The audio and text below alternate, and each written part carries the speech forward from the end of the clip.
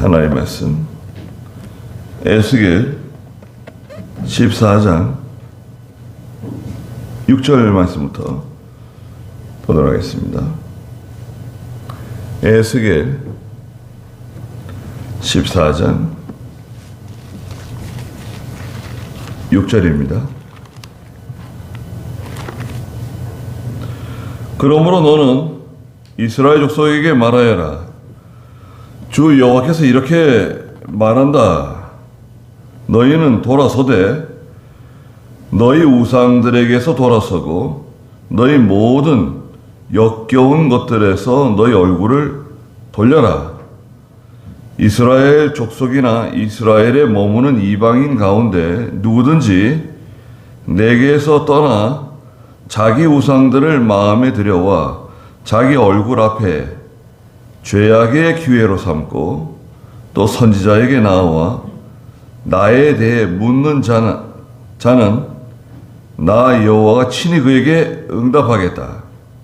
내가 내 얼굴을 그런 사람에게 두어 그를 표징과 이야기거리로 만들고 내 백성 가운데서 끊어버릴 것이니 그러면 너희는 내가 여호와인 것을 알 것이다.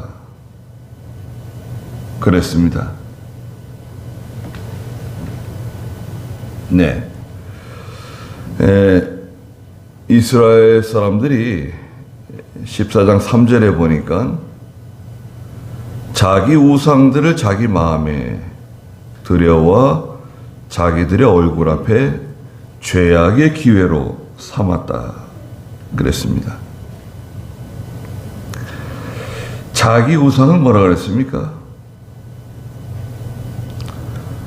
자기가 사랑하는 우상이에요. 자기가 섬기는 우상인데 자기가 사랑하고 자기가 아끼고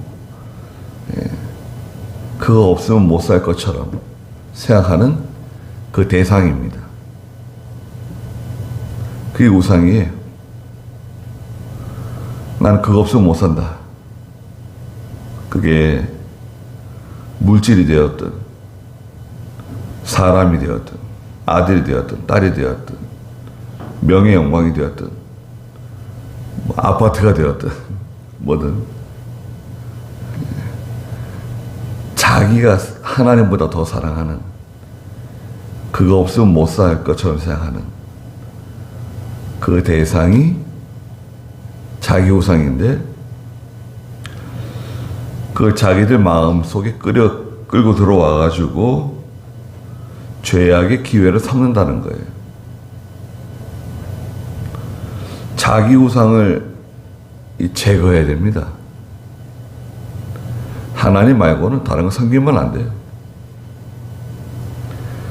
사랑하긴 하는데 사람들은 사랑하죠. 사람들을 사랑하지 사람들을 하나님보다 더 섬기고 더 높이고 더 의지하고 따라가면 안 됩니다. 그래서 6절에 그러므로 너는 이스라엘 족속에게 말하여라. 주 여호와께서 이같이 말한다. 너희는 돌아서라는 거예요. 하나님 백성은 돌아서야 된다. 자기 우상 섬기는 데서 돌아서야 돼. 너희 우상들에게서 돌아서라. 너희 모든 역겨운 것들에서 너희 얼굴을 돌려라.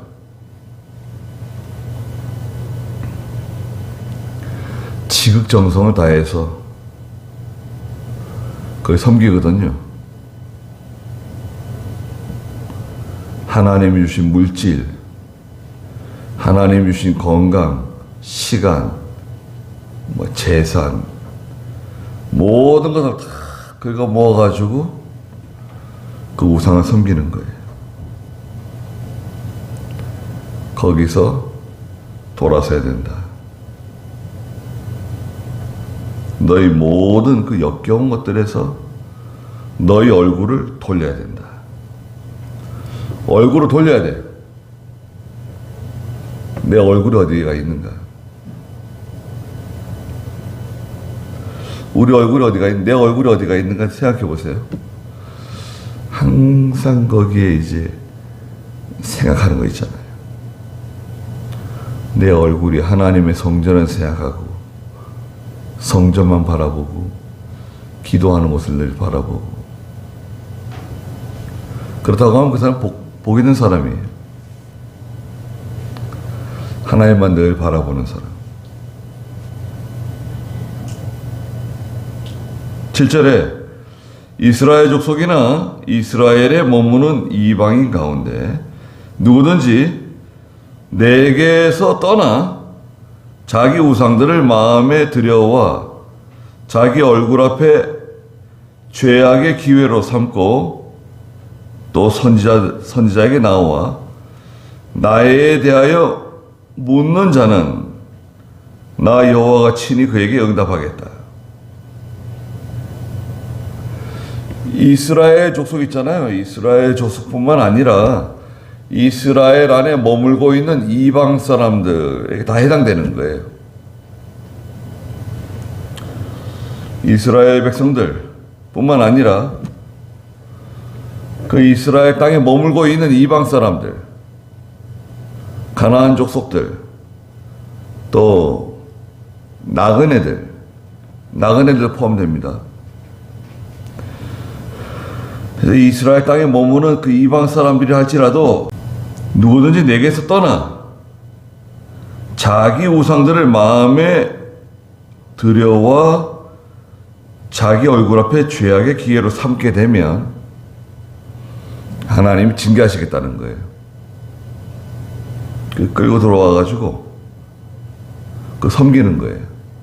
자기 우상 섬기고 또 그것을 가지고 죄악의 기회로 삼는 거예요. 죄악의 기회를 삼는다는 말은 그것 때문에 죄를 짓는다는 것도 있고, 예. 그로 인해서 하나님에게서 멀리 떠나게 돼요. 마음이 떠나게 돼요. 무엇 때문에 내가 하나님에게서 떠나게 되었는가? 이걸 생각해야 됩니다. 예. 무엇 때문에 내가 믿음에서 떠났는가? 기도하는 자리에서 떠나게 되었는가?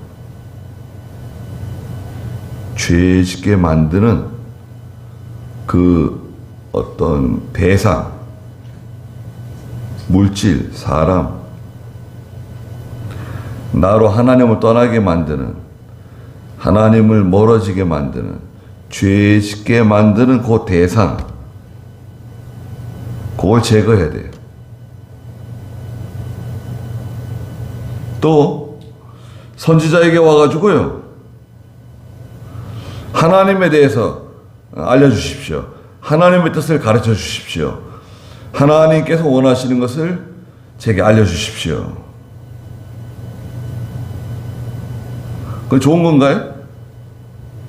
좋은 것 같아요. 선지자에게 와가지고 하나님의 뜻을 가르쳐 주십시오. 하나님 명령을 가르쳐 주십시오. 제가 그대로 하겠습니다. 그런데 이게 거짓입니다. 이거 거짓이에요. 사실은 이런 마음이 전혀 없는데 입으로만 하는 거예요. 하나님 사랑하는 마음도 없고 하나님께 돌아가려고 하는 마음도 없어요.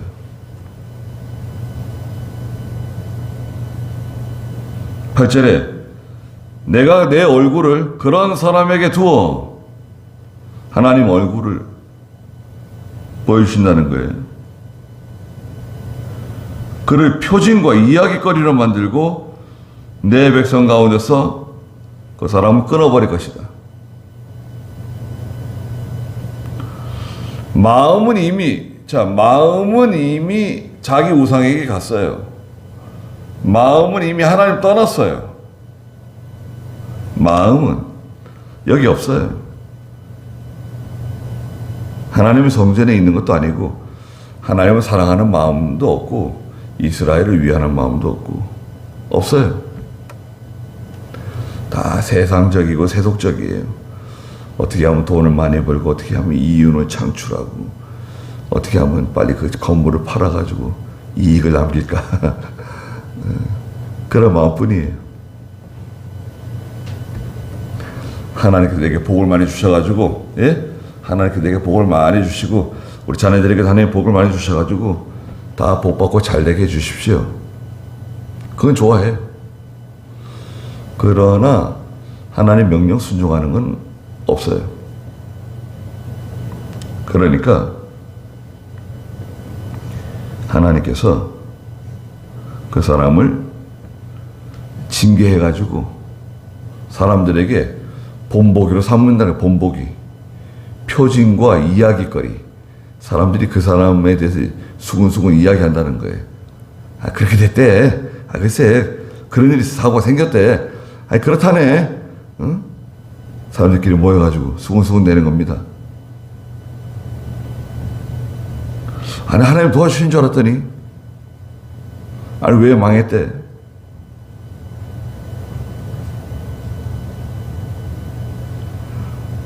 그래서, 내 백성 가운데서 끊어지고, 그러면 너희는 내가 여호와인 것을 알게 될 것이다. 이스라엘 족속이나 이스라엘 가운데 머무는 이방 사람이라 할지라도,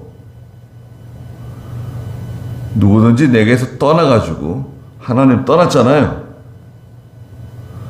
자기 우상들을 마음에 들여오고 자기 얼굴 앞에 죄악의 기회를 삼고 나가게 되면 결국은 실패한다는 거예요. 하나님은 속일 수가 없어요. 하나님을 사랑하는 건지 하나님 뜻대로 하려고 하는 마음이 있는 건지 없는 건지 하나님 다 알고 계세요.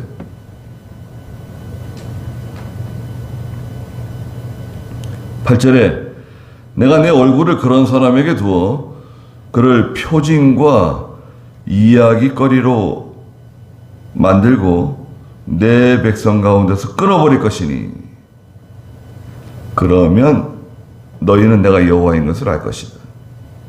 부끄러움을 당하게 만든다는 거예요. 그러나 9절 한번 읽어주시겠어요? 그러나 만일 선지자가 유혹을 받아 말을 내며 나 여호와가 그 선지자를 유혹한 것이니 내가 그에게 내 손을 뻗어 그를 내 백성 이스라엘 가운데서 멸망시키겠다. 네, 만일 선지자가 유혹을 받아 말을 내면 선지자가 유혹을 받아 말을 낸다는 게 무슨 말인가요? 하나님의 종이 잘못해가지고 말이 난다는 거예요. 죄를 지어가지고 그 죄 지은 소문이 퍼지는 거예요. 예. 목사님이 이렇게 했다 그러더라. 장로님이 이렇게 했다 그러더라. 누가 이렇게 했다 그러더라. 근데 목사가 잘못하는 거하고 장로가 잘못하는 거하고 큰 차이가 있습니다. 목사가 잘못하게 되면 하나님의 교회에 큰 시험이 올 수 있어요. 그래서 마귀는 교회에 제일 먼저 목사를 공격해요. 목사를 공격하다가 목사가 안 통하잖아요. 죄를 안 짓고 먹혀들지가 않잖아요. 그러면 그 목사의 부인을 공격합니다. 그 다음에 목사의 그 자녀들 공격해요. 그 목사 가정이 중요해요. 여러분 생각해 보세요. 목사 가정에 자녀들에게 무슨 문제가 생겼다. 그럼 목사가 편안하게 목회를 잘 할 수 있을까요? 자녀들에게 문제가 생겨도요, 목회하는데 큰 어려움이 생겨요. 지장이 생겨요. 그 마귀는 목사, 그 목사의 부인, 그 자녀들, 그 다음에 장로, 그 장로의 부인, 장로의 자녀들, 그 믿음 있는 집사들, 그 집사들의 부인 혹은 남편, 자녀들 이 공격 대상 공격하는 거예요. 공격해가지고 죄짓게 만들고 하나님 떠나게 만들고 이제 문제가 생기는 거예요. 그러면 그 목사나 장로나 집사가 믿음으로 살기가 참 힘들어져요. 어려운 일을 만나요.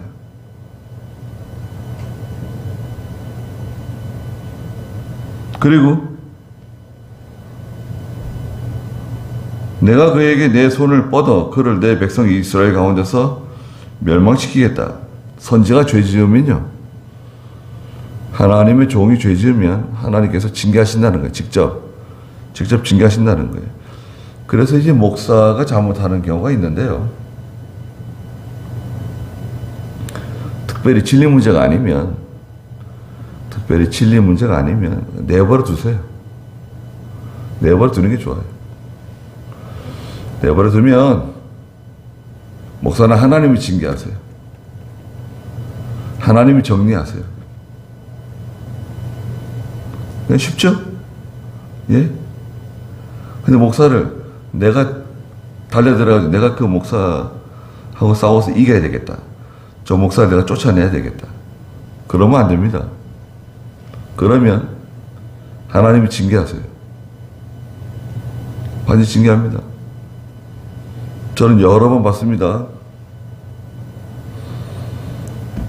그 교회에서 믿음 좋은 집사님들 새벽 예배도 그분들밖에 안 나와요. 새벽 예배도요 그분들 다 새벽 예배 나오고 주방에서 봉사할 때도 그분들이 다 뭐 하고 그러니까 교회 모든 일의 전반적인 걸 다 알잖아요. 알면 알수록 조심해야 되거든요. 교회는요 여러 가지를 많이 알면 알수록 조심해야 돼요. 특히 말을 조심해야 돼요. 근데 그분들이 똘똘 뭉쳐가지고 그냥 오는 교역자들마다 힘들게 하는 거예요.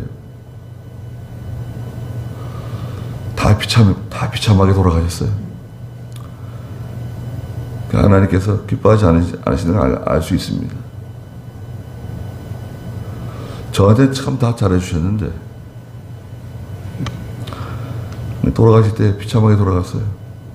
그 중에 그 주동자 역할을 하시는 분이 있어요. 예.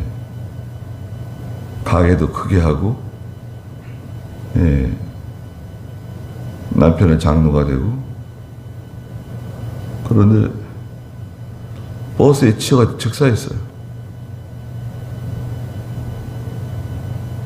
나 그 소식을 듣고 너무 놀래가지고요.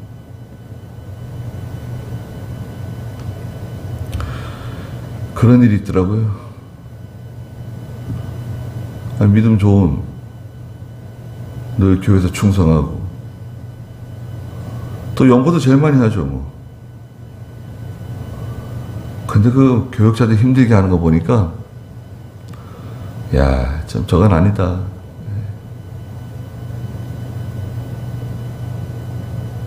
10절에 읽어주시겠어요?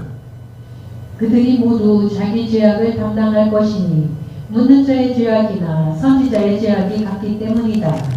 이는 이스라엘 족속이 다시는 내게서 떠나지 않고 또 다시는 자기들의 모든 범죄로 더러워지지 않게 하려는 것이다.